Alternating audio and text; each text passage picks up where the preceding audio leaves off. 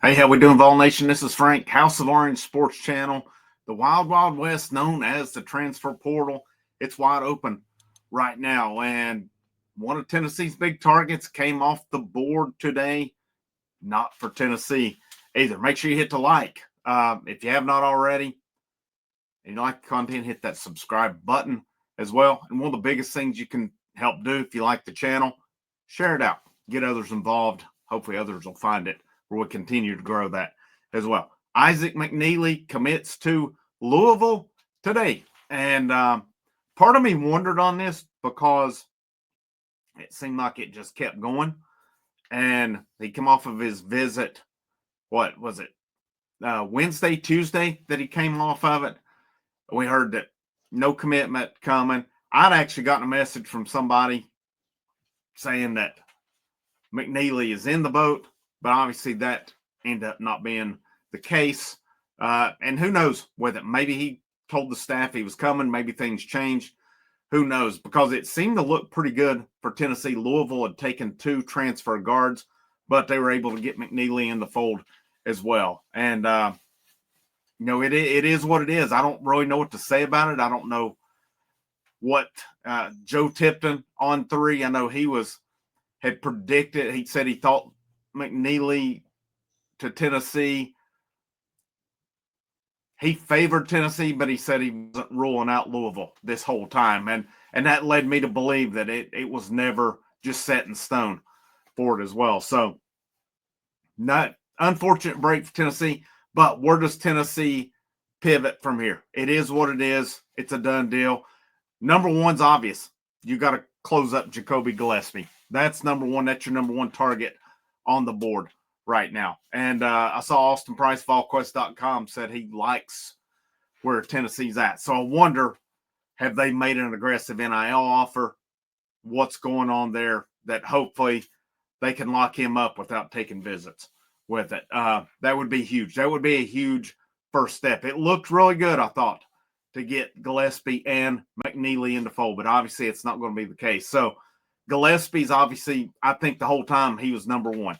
Worst case, 1A, 1B. But if he wasn't already, which I think he was still the top target, it amplifies now with McKneely going elsewhere.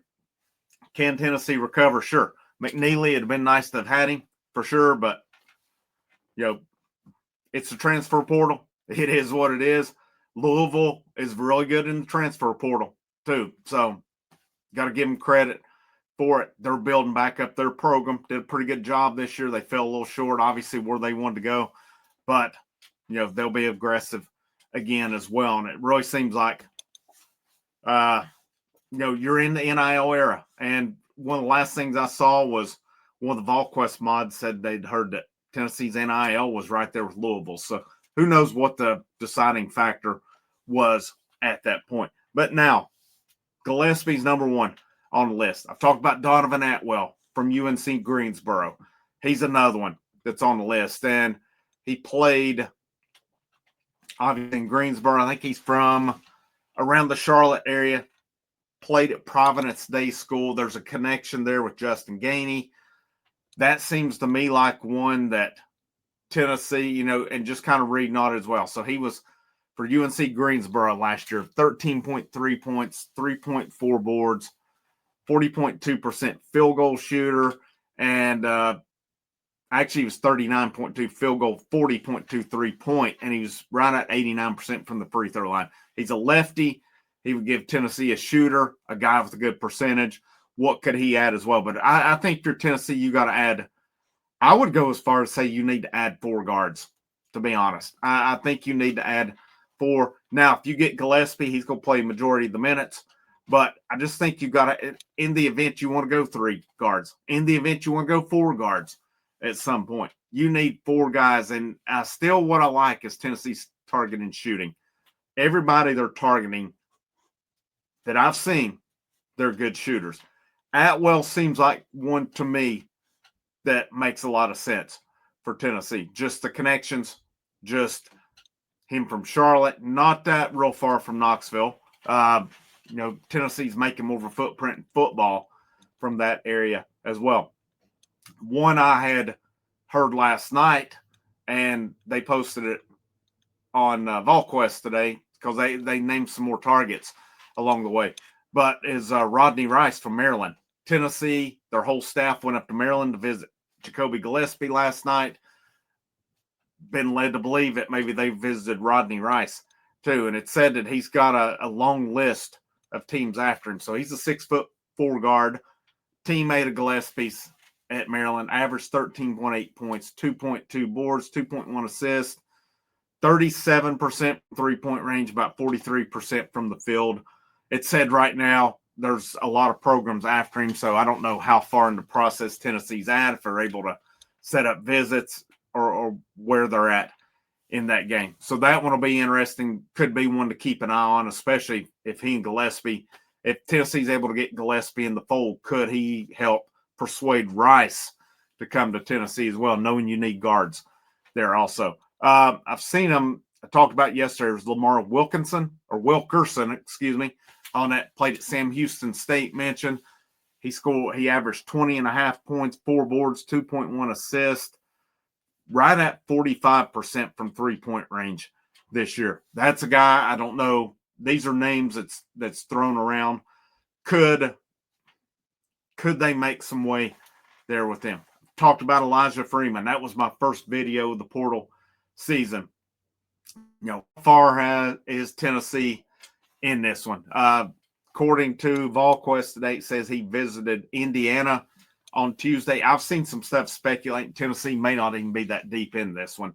So that's, a name that's been mentioned as well. But that's kind of your main guys from the guards. I've seen Sebastian Mack from UCLA. To me,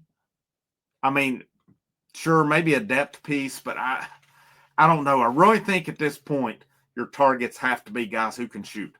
We've seen what Tennessee's Achilles heel has been for the last 4 years in the NCAA tournament when they've gone out. They've not had enough shooting.